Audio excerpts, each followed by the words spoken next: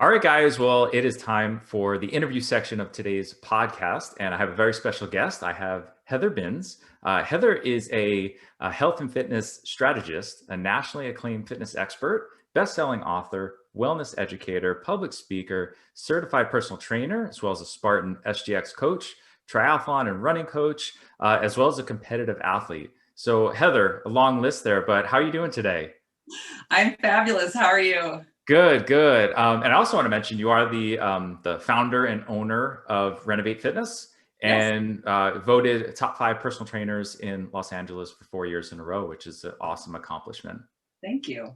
Awesome. Well, before we dive in, I just wanted to give you a chance to kind of let our listeners know a little bit more about you, kind of how you got started with fitness and coaching, and ultimately what led you into like the personal, or I'm sorry, the Spartan OCR coach path. Sure. Yeah. So I've been active my whole life since I was young, always running around and having fun outside doing, the intramural sports in school. And then went into high school and started running like for real, if you mention it. And I remember I was doing track, like 800-meter mile. And then the coach wanted me to run the 2 miles. Like, are you crazy? That's so long, but I did it. Then they tried for 2 years to get me to go out for the cross country team. I'm like, 3 miles is way too long. I was like, you guys are crazy. After 2 years of trying to convince me, my junior year, I tried a cross country season. And I remember my very first race, I was dead last. And I was like, this sucks. I hate it. But as I progressed in my junior and senior year, and before I know it, I became one of the top runners on the team. And my team went to state and had a lot of fun. And before you know it, 3 miles was like, all right, I can definitely kill 3 miles. Although I ran a lot faster back then. After high school, went into college, kind of trying to figure out what I wanted to do, like a lot of people do, and ended up getting into child development, realized, oh, I don't want to do this. And then I didn't know what I wanted to do. And so I just went to school to get my knowledge and education, and then figured out eventually communications and advertising. At the same time, I was married and had a child. And basically, I ended up going into the corporate world. And I was in the corporate world for about 10 years. And I know I kind of bounced around a lot in those 10 years because when I look back on it now, I realize I was not happy with what I was doing. And I kept bouncing around trying to figure out, what do I really want to do? And then one day after work, running with a friend, complaining about the day I had, she's like, why don't you become a personal trainer? I was like, a personal trainer? I was like, well, let me go online and see what they do. And went online and I was like, all right, I've worked out at the gym a handful of times up until this point, off and on, but I never really paid attention to, any of the staff. So I saw that gym was hiring. I went to go on an interview and they hired me on the spot, which is kind of scary if you think about it, because I had no experience, but I guess I looked fit. And that's kind of what turned my whole career around. So I got out of the corporate world and I started in health and fitness in 2006. And then I've been doing it ever since. And in 2008 is when I founded my company. Back then it was called Full of Life Fitness. And then I rebranded in January of 2016 to Renovate Fitness, which is what it is now. And I've basically been a runner all the way till now up. And I discovered obstacle course racing, I would say back in like 2000, maybe 12-ish, 11, somewhere in there with those mud runs. Actually, it was maybe about 2010 or 9, because I remember Muddy Buddy way back in the day. And then eventually ended up finding out about Spartan races. And I was like, oh, I don't know, that's a little crazy. And then I tried one back in Malibu, California in 2015, where they don't have it anymore. And I was hooked and I loved it. And I immediately was like, okay, how can I become a coach? So I became a Spartan coach in 2015 and haven't stopped ever since. That's awesome. It's funny. I kind of have a similar track story, like you mentioned, where I was, and I've talked about this on the show, but I was a high jumper, and in high school, all jumps, but I eventually specialized in the high jump. And I remember my high school coach saying, you have to do cross country in the off season. It's going to make you so much better. And I'm like, well, that doesn't make any sense. But I did it one year and it was kind of the same thing. I came in last place. I threw up.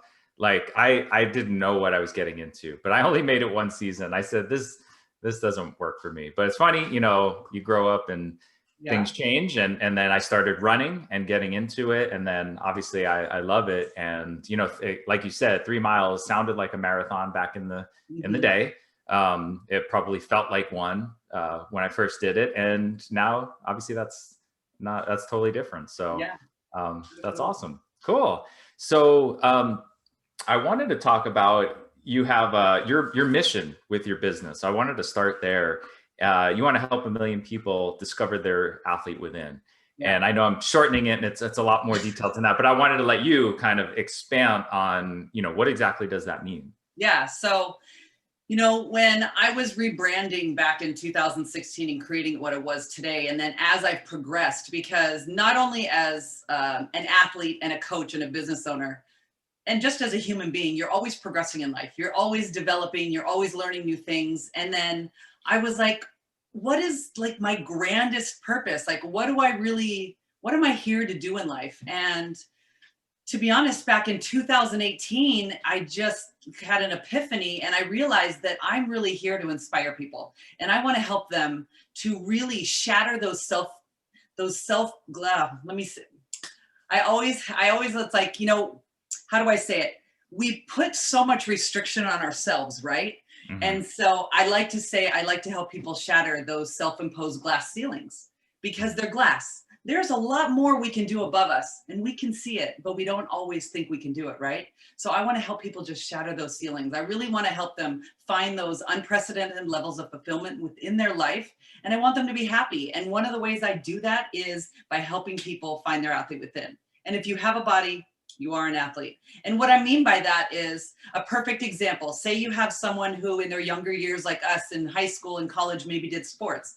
They've progressed through life. They're married. They've got kids. Maybe they've got grandkids right now. And they've been sitting and not physically active for years. And so for me, I want to bring that athlete that they had back in the day back out within them and have them find a life full of happy, healthy, fit. And happy, healthy, fit lifestyle, motivation, attitude, everything that, is encompassed in that whole gamut. And so that's one example. Another example is someone who's never been physically fit their whole life. They've never liked to ever exercise, never liked to move. And so if I can get them to find something that they love, no matter what it is, to get a little bit more movement in their everyday life and to feel better, that's also finding their athlete within. So that's kind of what I believe in, helping someone find their athlete within, whether it's been buried or never been found, let's pull that out. And so my goal with Renovate Fitness as a whole is to do that with 1 million people because I wanted to put a goal on it. I wanted to have a number. And obviously we're on our way there. We're not 2 million yet. We're in the thousands, but we're going to get there eventually. And so I do that through my company, Renovate Fitness. And then I also do it personally through me being an inspiration to people in my everyday life and trying to set an example. That's awesome. And I think I'm picturing two different types of people in my head that you might, and I'm willing to bet you've probably seen. You have the one where maybe that glass, like, I'm trying to think of the best way to put this. So somebody where that glass is foggy, right? And they can't see through it because they don't know, right? They don't know what they can do and what they're capable of. So let's start with that person. So the one, what's a good approach to I don't know, talk to that person, or plan that we can show them that gets them to, first step is just to understand you think your limits here, but we really don't know because you have this limitation you're setting. Right. Well, what commonly happens is I'll have people inquire about my services. And usually it's the beginning of, I just want to start eating healthier, or my body hurts. I've had surgery. I'm recovering. I need to build some strength, or I just want to move more, or I don't feel good, or I want to be able to move for my grandkids. And so usually it starts with a goal that is just about improving one small part of life. And to them, it might be a huge part of life, or they might see it as small because it's not important yet, but they realize they have to do something, right? And so they come in and they start working with me. We focus on obviously healthy living. And I don't just do nutrition and fitness and sports and lifestyle. I actually put it all together because it really takes everything. But the key is doing it at a really slow, comfortable pace for someone so you don't overwhelm them. Because if you throw too much at someone all at once, you're not really setting them up for success, right? So what happens is someone will come in and they just want to be able to move without pain. And so we start working on a lot of corrective exercise. And I know you are also FMS certified like I am, and I use that all the time, right? And so we get them to start moving better. We get them to improve mobility, improve flexibility, improve strength, work on stabilization and balance, kind of get everything to work in proportion. Well, as they're doing that, over time, they're getting exposed to my community here at Renovate Fitness, whether it's people virtually online or in person, and they're seeing all the accomplishments that everyone else is doing and the capabilities that people have, and they're feeling welcomed and joined. And so what happens more often than not is someone who came just to say, get out of pain and move a little better. Before you know it, they're intrigued about doing a 5K, or they're intrigued about trying, an obstacle course race, or they're intrigued about trying to do a pull-up or a push-up or whatever it may be. And so that is what I picture as someone who's got a ceiling that's a little foggy. They came in for one thing, but then that fog is there, but it's starting to lift. They see maybe there's more they can do. And then when they see other people doing things that those people didn't think they can do, they realize that, maybe I can do it. And obviously we're here to help them. And so that's a big part of it, because they want that support, they want that community, and they want to make sure they do it safe. They want to have fun. And then when they try something new and they actually cross a finish line, for example, I mean, there's no better feeling in the world, right? Hmm. Absolutely. You brought up a whole bunch of things. I had to take notes to make sure I brought them back up. Okay. I love how you put that, because our facility is very similar. So I have this passion for obstacle course racing, and it's something I've really gotten into. And sometimes when people think of my studio, they think that's all we do. Mhm. And it's a portion of what we do. Most people that we see are, like you're saying, they just want to lose a little bit of weight, move a little bit better, Mhm. get, like you said, get to the next step, whatever that might be. And then I have some that are like, hey, I want a podium. I want to, those are the minority that we'll see there. It's more just, I don't feel good and I want to start moving more. So I think that's a good thing for people to be aware, that it's not like everybody is this hardcore athlete, right? They're all going through the same process. They might have picked it up at a different step. And we have so many that have followed in the same way, where it was like, you move pretty well. You're getting pretty fit, and I don't even push it. They see somebody else. And that was one thing I wanted to bring up, where you said they see other people. And it's kind of like that idea, like with Roger Bannister breaking the 4-minute mile, right? It can't be done. It's kind of like that, right? Oh, like I just saw a person who kind of looks like me climb a rope. Like, can I do that? And it's like, let's find out, and Yeah. it's amazing when you have that support, that community, that people are really discovering. That's getting you to the next level. Like, obviously the coach is doing a Right. great job, but there's a lot to be said about everybody else in the facility or around you, or your support helping you really get to that next level. Well, that camaraderie is really motivating as well, and they Yeah. don't feel alone. They're with other like-minded individuals. I always tell people, it's like, not only do you have me as your coach supporting you, guiding you, inspiring you, and motivating you, but you've got the other renovators here that are also doing the same thing. It's Yeah. more than just me. And so it's really a big communal feel. Awesome. And so I think a lot of people that we see will fall into that category where maybe they're setting the bar too low, right? Or not even setting a bar in the first place. I want to ask you, do you ever run into the person whose expectations are maybe too high and we have to reel them? And I hate to set a limit on somebody, but unfortunately with social media and things and magazine covers and, hey, I want to look like this. And it's like, well, that's not even a real picture to begin with. So is that something that you ever have to deal with? Yeah, I do. Not always as often. Usually it's the other way around, but I have a perfect example for this. Way back in the day when I was a trainer at one of the big box gyms, I had a young lady in her mid to late teens come, and her goal was to minimize her hip size by 2 inches. She wanted to be a model and she wanted to get thinner.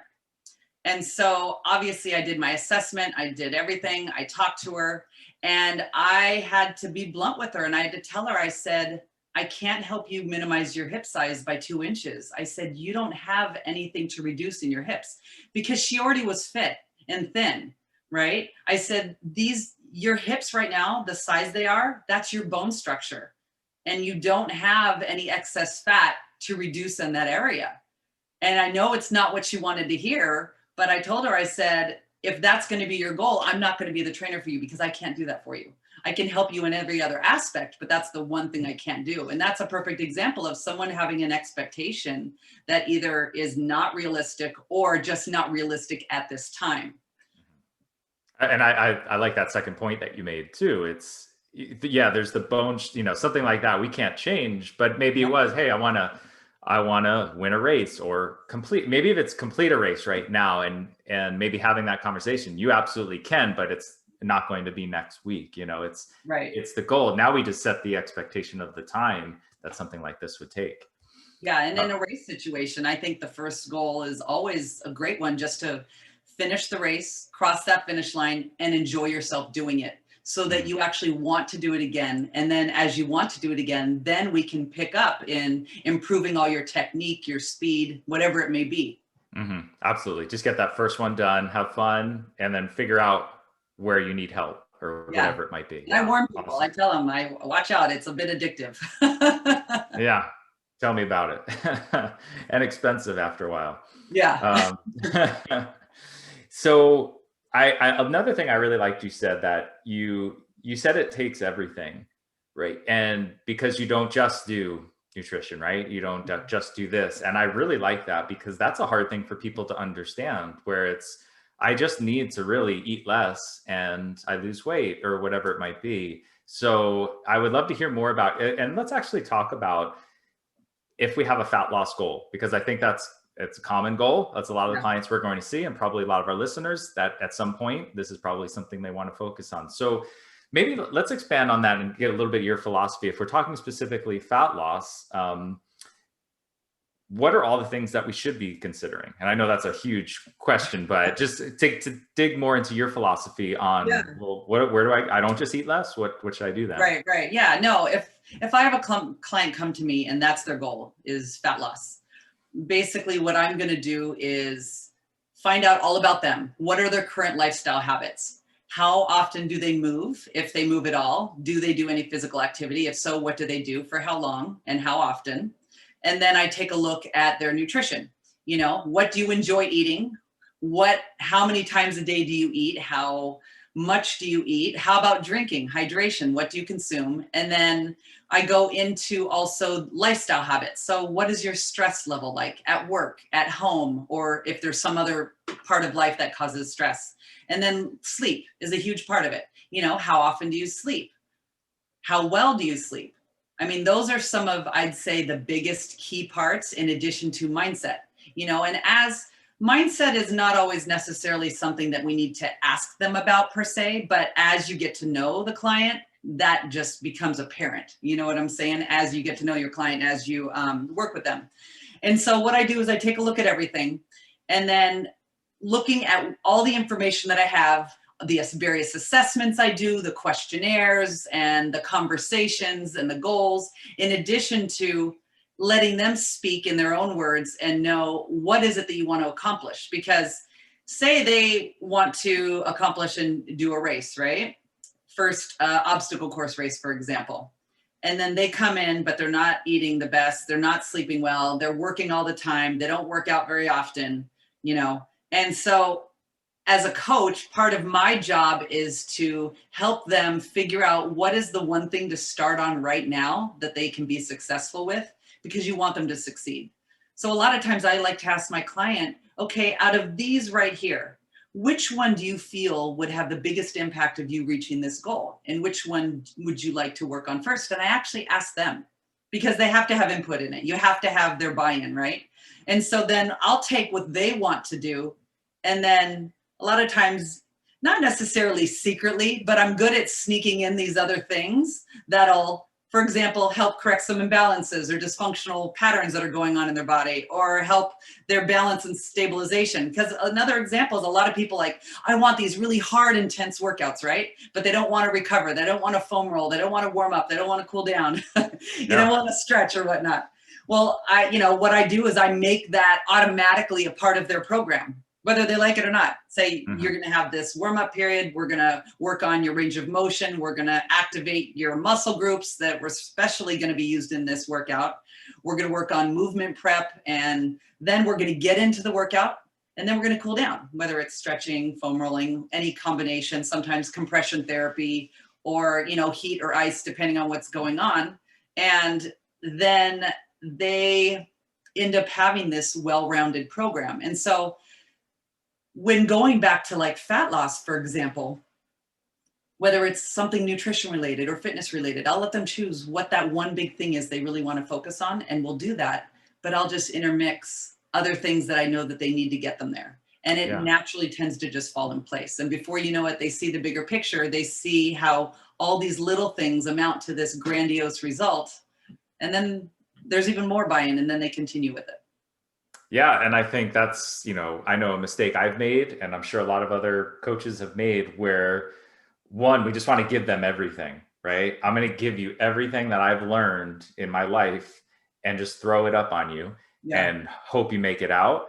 Or I think you should eat this way or exercise this way. And you said a really important thing there is, but I didn't ask them, right? Like if I say you need to go run and you hate running, like where's that going to get us? Right. So it's, if you just focus on the things they think will help them. And obviously if they say, well, I'm not going to eat anymore, then we can step in and, hopefully educate them on maybe that. But I think most people know, right? Right. If people just applied the things they already knew, they'd probably be doing all right. We're just going to keep them accountable. So it's like, they know, hey, I drink a bottle of wine a night. It's not helping me. So let me cut down on that. And it's like, I think that's a great place to start. I'm going to check up on you. So everyone can benefit from that, right? What's the one thing you are doing that's getting in your way or you're not doing? If you can figure that out, you're just making a huge step. And then it just snowballs from there onto the next thing, onto the next thing. Yeah, and I like you use the example of running, like someone who hates running, because I get a number of people that come into Renovate that don't like running, they've never run, or they tried running and they hated it. And I always give them a little warning when they start. I said, just so you know, I'm known for having people who dislike running to all of a sudden one day fall in love with it. So I'm just warning you now, because it's happened too many times. I have one lady that I coached and she hated running, never ran. And now she has a goal to run a half marathon in every state in the United States. I mean, That's perfect awesome. right there. You know, I'm so glad that I was able to bring that out in her and introduce her to the running community so she can flourish with that.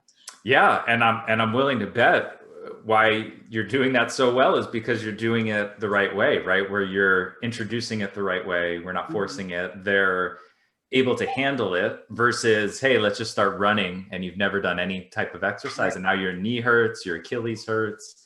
And it's like, yeah, of course you're going to hate this. Every time you do it, it hurts. But when you take a good approach, it's like, okay, it's tiring, but I feel pretty good afterwards and nothing hurts. Now, yeah, that was not so bad. Yeah, I think the key is, yes, like you said, doing it with the right technique, but also making it fun, making it be an activity that they can find some enjoyment out of, or even some kind of benefit that works for them. So for example, one of the reasons I love running, and one of the COVID had a really great impact on me. Prior to COVID, I'm a people person. I'm very social. I like to be around people. I love to like run with people, work out with people. It's a lot of fun. I just get motivated by people, right? And so prior to COVID, I always would run with a friend or do all this. And every once in a while I'd have to run on my own. And if I had to run long on my own, I was like, oh, it's not as fun, blah, blah, blah. Well, in COVID, when everything shut down and no one could do anything, and then eventually once you could go outside into the parks and start running, but you couldn't be together, I was running by myself. And I basically was running 4 days a week by myself. And it actually flipped for me. And I found out that I really enjoyed running by myself, and in years prior, never enjoyed it. And I really found a love for that. And one of the things, so my point being is I found out that I love thinking. And when I run, that's my thinking time. That's when my ideas flow and flourish. It's a stress relief, it's relaxation. And sometimes, yes, just listening to music, but still thinking. And so my example and the relation is that sometimes people can find a love for it. Not that it has to be like some fun, grandiose experience, But some people just realize, wow, I really feel relaxed after that, or I got a lot of thinking done. So it's different for everybody, you know? Yeah. Oh, I can 100% relate to that. Where I've noticed the same exact thing where my best ideas happen on my runs, right? Where I'm just out there doing, going off and I got a little guest here. Sorry. Okay.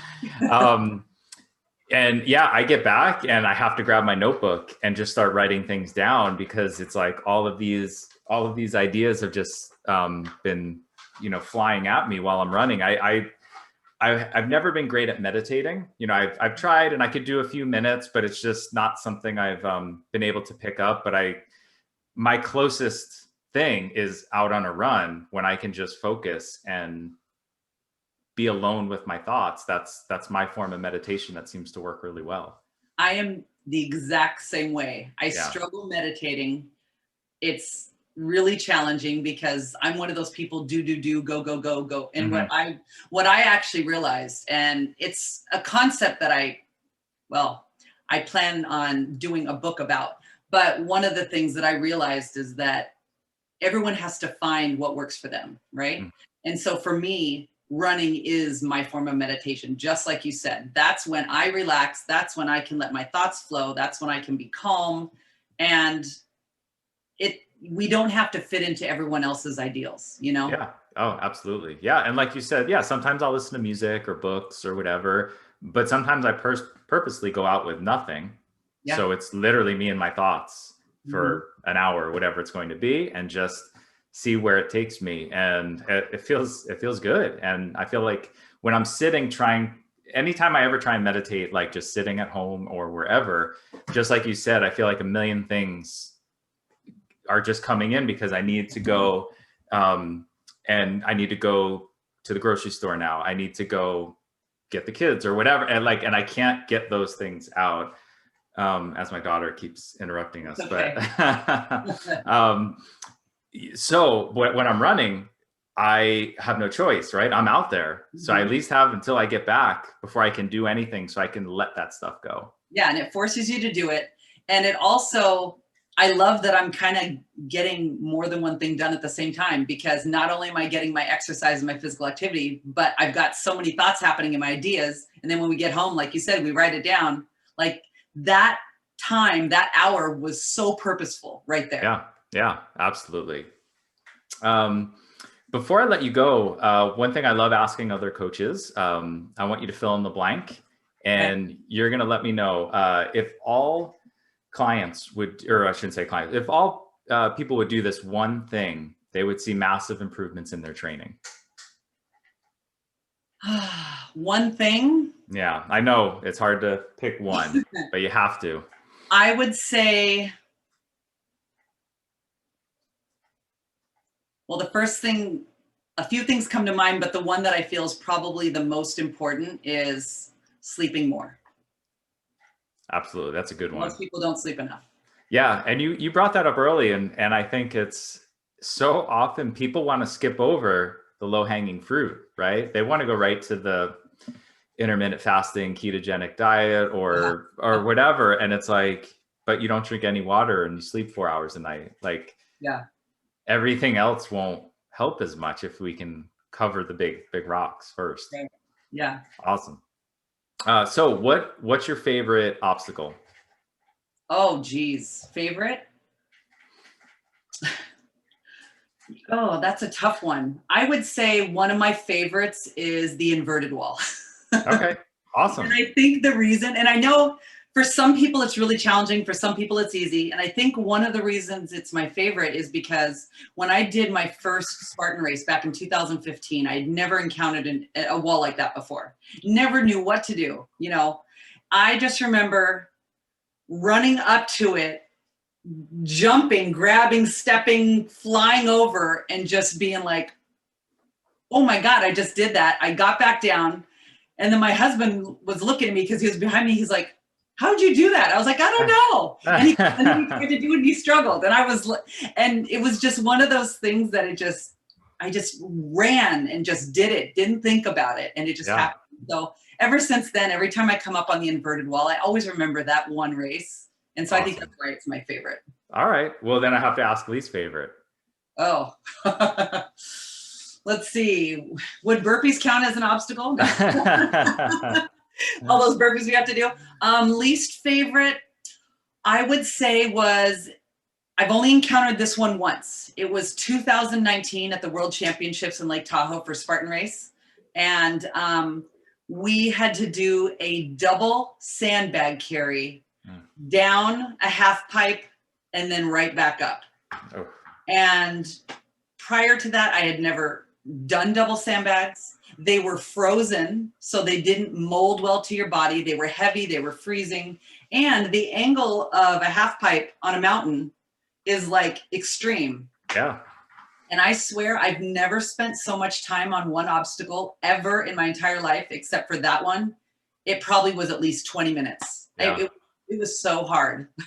I was my least favorite, the double sandbag. Yeah. I wasn't there that year, but I heard a lot about it, and I heard the exact same thing, that it took a long time to just figure out how to carry them both, and that's a rough one. Well, thank you so much for coming on and sharing some of your insight. If any of our listeners want to learn more about you and what you offer, what would be a good place to go learn more?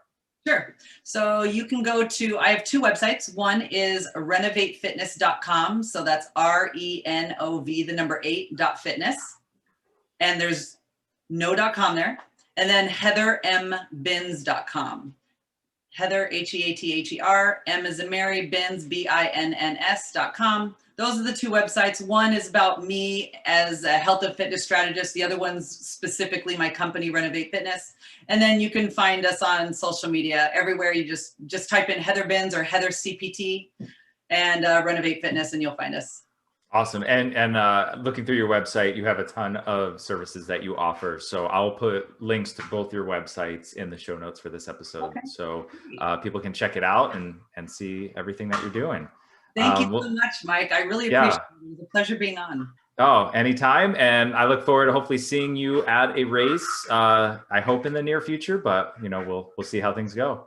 Yeah, just FYI, my probably closest race will be at the end of the year because I'm about to have hip surgery. So I'm going to be out for 5 to 7 months as far as my own unrestricted training. Gotcha. Talk about the mental challenge that's coming my way. Yes. You'll manage through it, I'm sure. But good luck with that. And then I will definitely see you when you're back out there. All right. Thanks so much. Bye.